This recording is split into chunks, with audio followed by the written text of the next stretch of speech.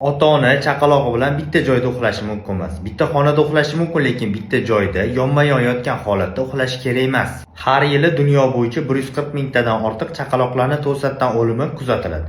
70 mingta chaqaloqlarning o'limiga esa o'z ota-onasi sababchidir. Ota yoki ona chaqaloq bilan birga uxlayotgan vaqtda ko'rpani chaqaloqning yuziga olib qo'yishi, qo'llari bilan og'iz-burnini bekitib qo'yishi, uyqusirab emizayotgan ona esa o'z ko'kragi va gavdasi bilan chaqaloqni ezib, o'ldirib qo'yishi mumkin. Ona chaqaloqni uyqusirab, uxlab yoki yotgan holatda emizish kerak emas. Chaqaloqni qorni ochib, qattiq yig'layotgan bo'lsa ham, ona birinchi turib, yuzini yuvib, uyqusini ochib, keyin emizish kerak. Chaqaloqlar orasidagi o'lim kechasi soat 12:00 da ertalabki soat 6 gacha uchraydi. Ya'ni ota va ona qattiq uxlayotgan vaqtga to'g'ri keladi.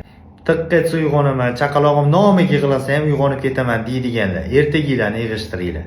Uyqu oldida barcha ojiz, uyqu yarim o'lim holatidir. Men bolamni birga olib yotganman, uyqusirab yotgan holatda emizganman. Hech narsa bo'lmagan deyuvchilar diqqatiga. Hech narsa bo'lmaganligi uchun siz shukr qilishingiz kerak. Sizda kuzatilmagan bo'lishi mumkin, lekin dunyo bo'yicha har yili 70 mingtadan ortiq chaqaloqlar o'z ota-onasini sovuqqonligi sababli dunyodan o'tishyapti, ya'ni o'lib ketishyapti.